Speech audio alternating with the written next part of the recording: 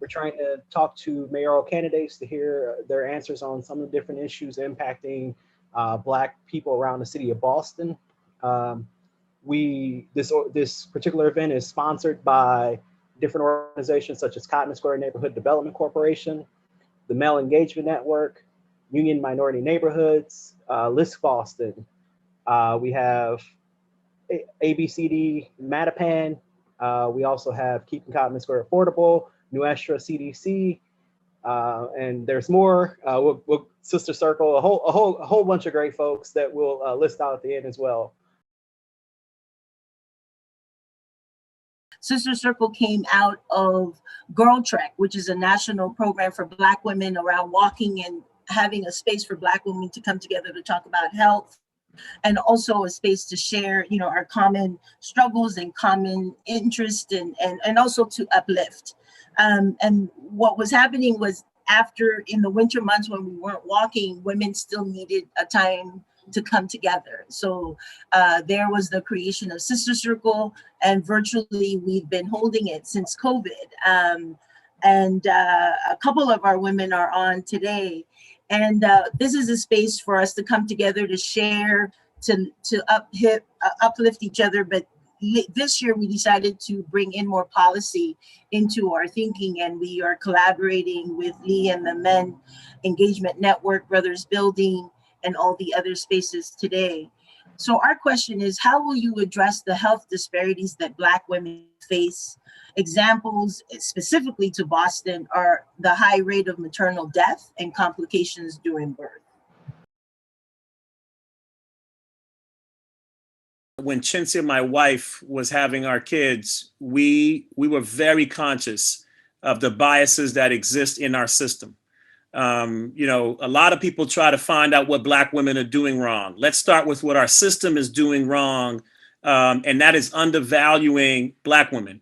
And so I'd make sure that we were informed about whatever we needed to be informed with, and that I was there in support so that we can push together for proper care.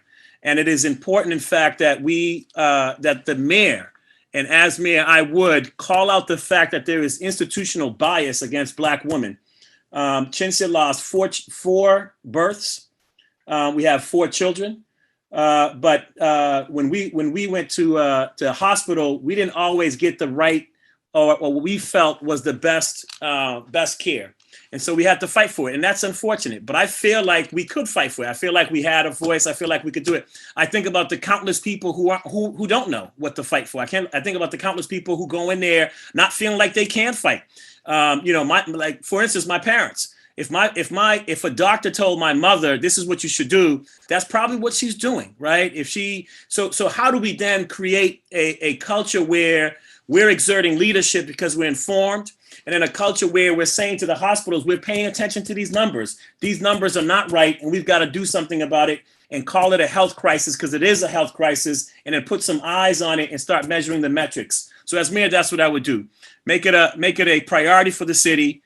Look at the metrics, call out the metrics in the report, bring the hospitals together to look at different things that they can do differently to lower those rates, and make sure that we were giving Black women the kind of care that they needed throughout our. First of all, this is personal, right? I'm a Black woman, clearly. I'm a mother of 2 boys, and I had access to significant and great healthcare coverage, and also access to other types of services that will allow me to go through my birthing experience in a very beautiful way. But I'm aware of that data. I'm also aware of the lack of access that many Black women in particular do not have to great coverage. I put out a public health plan early on. I know we only have an hour on this Zoom. I really would push folks on this Zoom to take a look at my policy planks on my website. The average plan is not 30 or 40 pages, most are about 8 or 9 pages, and they're quite specific. And I'm really proud of my public health plan because it does speak a lot about Black maternal health, along with the wide range of health disparities that our communities face, along with, of course, exposure to trauma, asthma rates, exposure to lead and other environmental injustices, and the intersectionality. So number one, we absolutely can, the number one way to address health disparities is making sure that everyone has access. And access to what? One, coverage. and ensuring that every family in the city of Boston, every individual has access to coverage.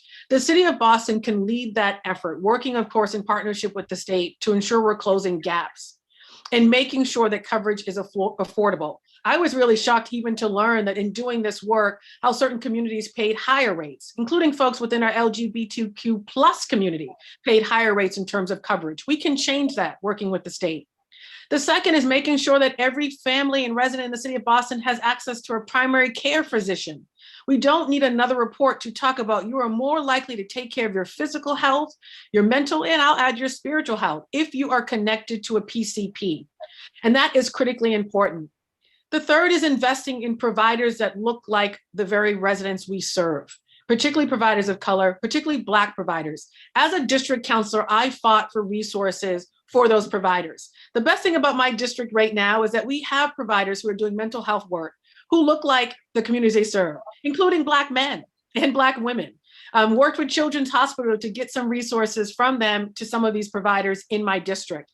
We can be pushing for greater investment in expanding the pipeline. Specifically on other health disparities, we know it connects to the social determinants of health. People have to have good housing. They have to have economic stability. They have to have jobs. They have to have, of course, a good education. All of that is really important. The very healthcare industry itself could be used to create greater economic opportunity. It is the most least diverse right now in the city of Boston, but is one of our top employers in the city of Boston. So I talk a lot about how the industry itself could be used to not only address health disparities, but also the social determinants of health in a greater way. And on the Black maternal health issue, it is one, lifting up the fact that this is a major issue. There are still a lot of folks who have no clue of the data in the United States of America versus other countries.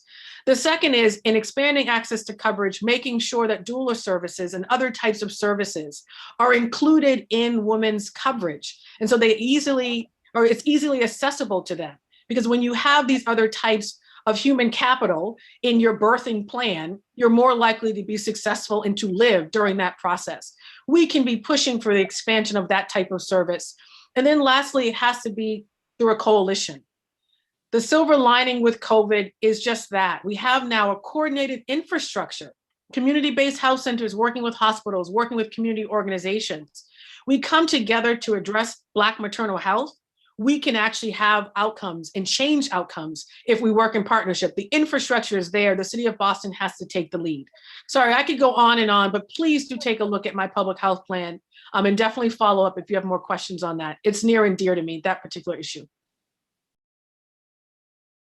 I don't have to talk after the pandemic about how much we've seen this unconscionable disconnect between Boston being the city with the best healthcare anywhere in the world, right? Like our expertise and resources driving this recovery and creating vaccines. And yet we know that who has access to that system and who feels comfortable and listened to within that system exacerbates, everything that we saw during the pandemic and the disparities and the burdens that Black and Brown communities have been bearing long before COVID-19. So, I think there's a couple dimensions of it. And one is, of course, just to make sure that we are, as a city, leading the way and putting out a proactive vision that we will be the city to close these gaps. I've spoken with so many, experts in healthcare and public health professionals who say it's striking how little healthcare folks hear from the Boston Public Health Commission in our city, right? That we have people who are doctors who are passing through, getting their training, and our Public Health Commission is relatively underfunded. It's relatively small compared to how we should be driving the conversation. And what happens in that case is that, each individual hospital is trying to do their own community plans and do something here or there, but we are missing out on having a coordinated vision of how we all put our resources in the same direction. And that's where the city of Boston's leadership can really make a difference.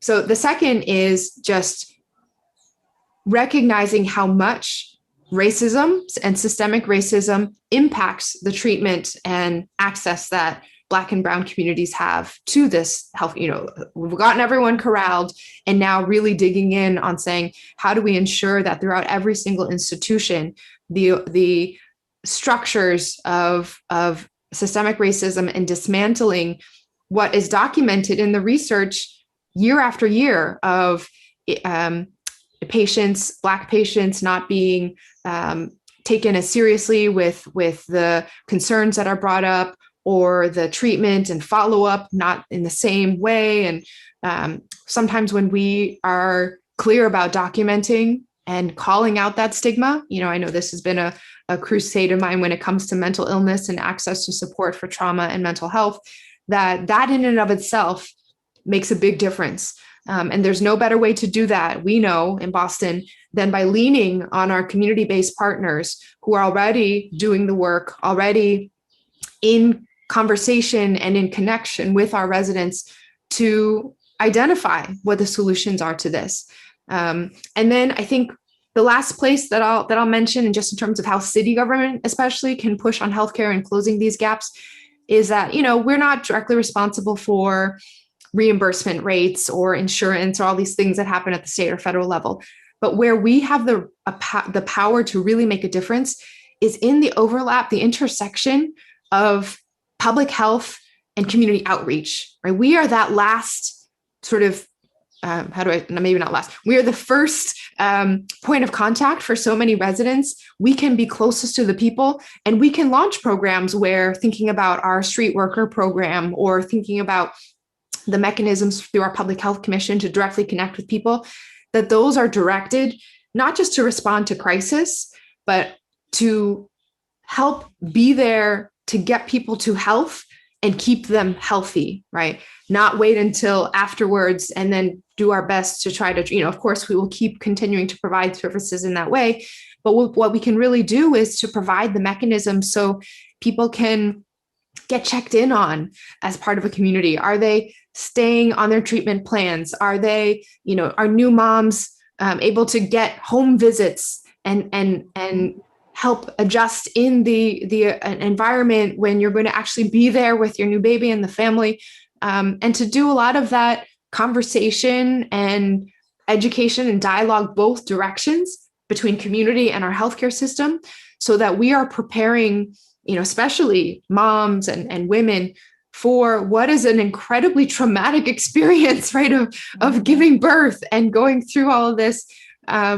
You're not ready, and to have extra support, wraparound services, connecting you to your community, and investing in those kinds of programs and conversations so that we have support for folks all along the process, rather than just waiting and trying to address after something's already gone wrong or trying to fix something.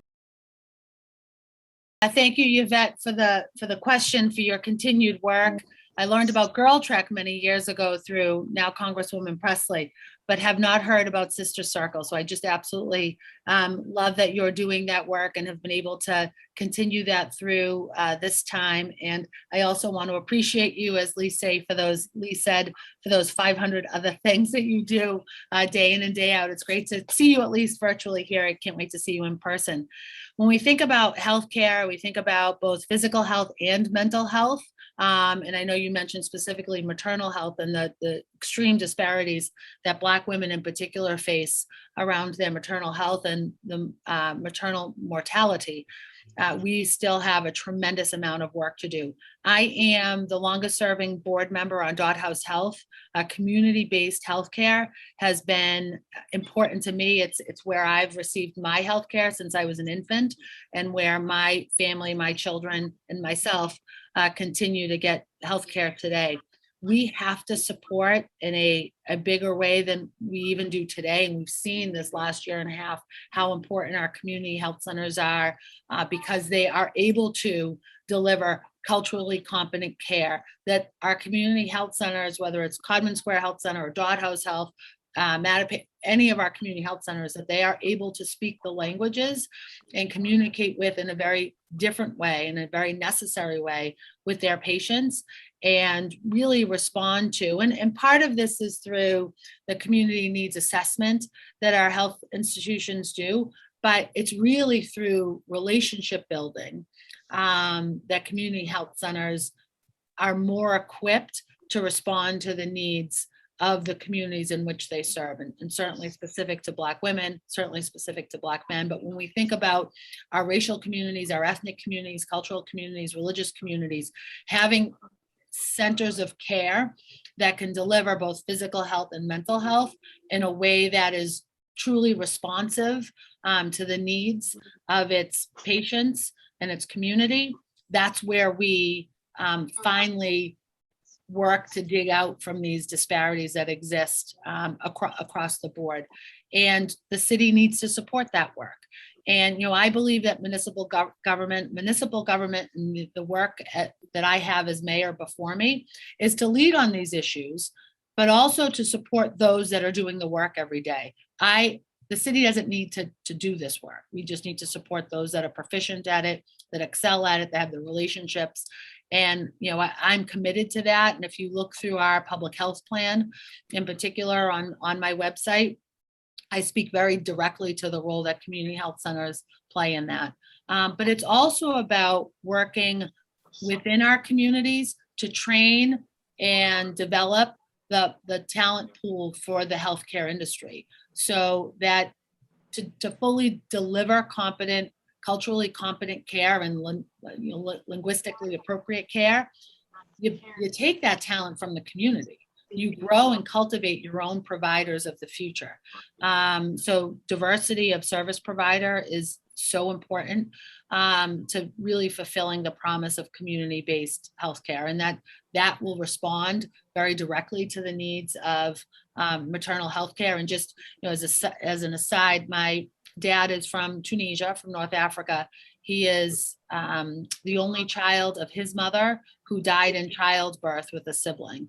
So, you know, through my father's his Muslim faith, he has many brothers and sisters, but because of the experience of his mother, so it's certainly personal to me. I have had throughout my childbearing years some significant issues around my own maternal health and fertility and pregnancy and loss.